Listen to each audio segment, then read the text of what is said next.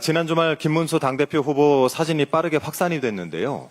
국민의힘 당사에서 특검 압수수색을 맡겠다라면서 농성 중인 김 후보가 이 반바지인지 속옷인지 모를 차림으로 침대에 앉아있는 사진이었습니다. 대선 기간 동안에는 나는 방탄조끼가 필요 없다라면서 틈만 나면 앞서풀 풀어 헤치더니 이번 당대표 선거에는 급기야 맨다리 노출입니까? 모르고 본 사람 눈은 도대체 어쩌란 말입니까?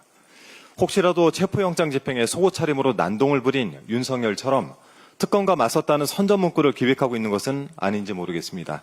만일 그렇다면 생각이 참 저렴하고 유치합니다. 안철수 후보에 대해서는 때와 장소를 못 가리는 정치 감각이란 세간의 평가가 줄을 잇고 있습니다. 지난 금요일 광복절 경축식에서 이재명 대통령을 향해 작은 현수막을 펼쳐든 일이 있었죠.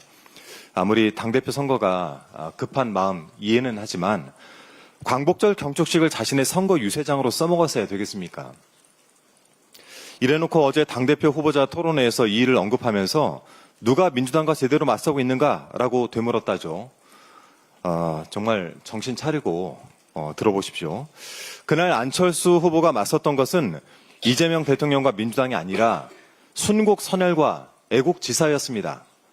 광복의 정신을 새기고 국민과 더불어 축하하는 자리에서 이 망령되게도 이런 일을 벌였다는 것은 도저히 용납을 하기 어렵습니다.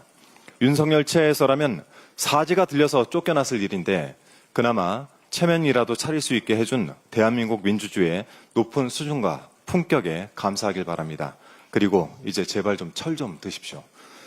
장동혁 후보는 당원들에게 편지를 썼다라고 하는데요.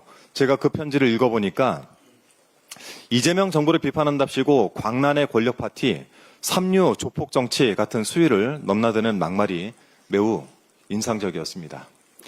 이 자백에 가까운 이 말을까지 듣고 있자 보니까 국민의힘 전당대회는 그야말로 팝콘 가게 아닌가 싶습니다. 이재명 대통령의 외교 일정을 앞두고 있죠. 23일 한일 정상회담, 25일 한미 정상회담이 예정돼 있습니다. 그런 지점에서 하나 좀 짚고 넘어가야 할 일이 있습니다. 2022년 9월 이 내란 속의 윤석열이 미국 순방 중에 저지른 바이든 날리면 사태에 관한 것인데요. 당시 MBC가 이 내용을 보도하자 윤 정부는 외교부를 통해서 윤석열 명예훼손 소송을 내고 방심위를 통해 거액의 과징금을 부과하는 등의 강경 대응에 나섰습니다. 그런데 어제 보도에 따르면 당시 윤석열 대통령실은 대국민 듣기평가가 아닌 대국민 사과를 준비하고 있었다고 합니다.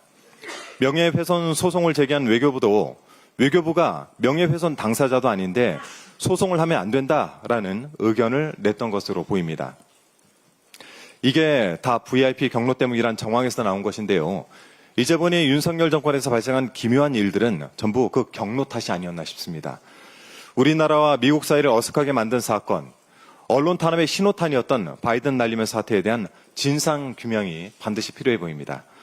지금 경찰 등에서 진행 중인 수사는 언론을 향할 것이 아니라 윤석열과 당시 참모진을 겨냥해야 할 것입니다.